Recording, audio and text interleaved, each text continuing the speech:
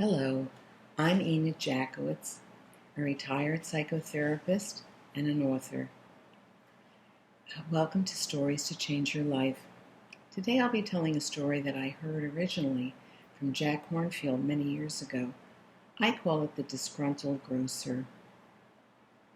One day, a grocer overheard one of his employees speaking to a customer.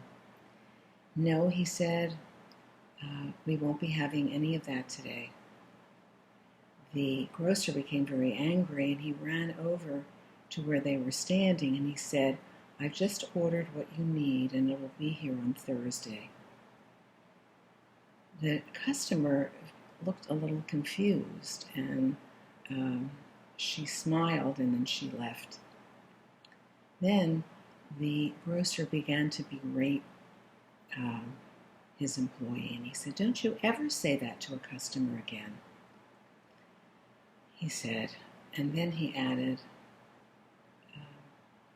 and what was it she wanted?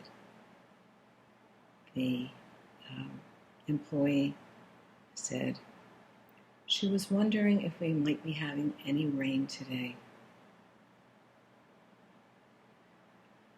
So be careful not to jump to conclusions about things, especially when you don't know the whole story.